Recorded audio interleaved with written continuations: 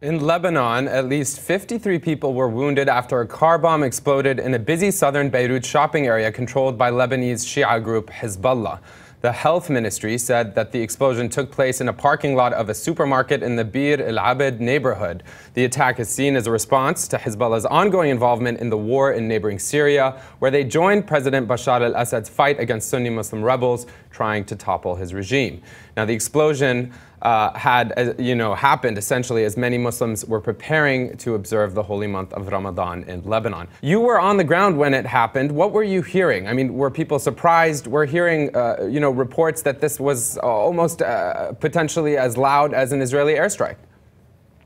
Yeah, I think that would have been true certainly if you were in the neighborhood. That's what some of the people were saying there. Where I'm sitting, a few miles away, actually, we heard absolutely nothing. Beirut is a relatively large city. It wouldn't quite have had the effect of an Israeli airstrike, which would have come with jets and a number of other things accompanying it. But it was a large strike.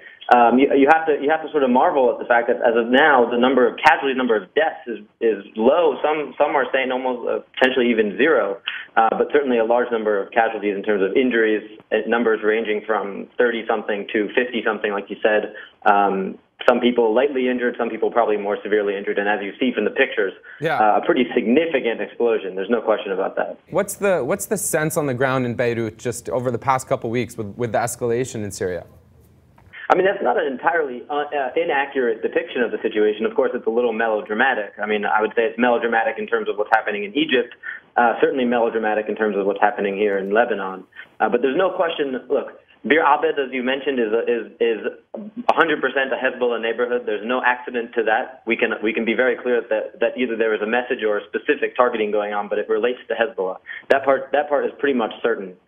We also know that it took place outside of a parking lot of a shopping center, which suggests at least that it wasn't a targeted killing in the way of a number of some of the other sort of explosions that we might have here in Lebanon. There aren't terribly that many in the last 5 years or so, but they do happen now and then. But this one was bigger, and it seems to be specifically targeted at trying to create a different sort of chaos and violence in the city. And that's what's so worrying about it. I mean, you did mention, Ahmed, that after Hezbollah has gotten itself involved in the crisis in Syria more directly, particularly in the last few months, right, there was a real sense of inevitability that was going to come back here to Lebanon, that some of the Sunni militia groups who were involved in the fight against Bashar Assad regime, and particularly the more radical elements, the Jabhat al-Nusra, the Al-Qaeda-linked ones, some of whom have been operating out of a city in Lebanon up in the north called Tripoli for quite some time, that was going to spread down to here in Lebanon, in Beirut, and particularly in the Hezbollah southern suburbs.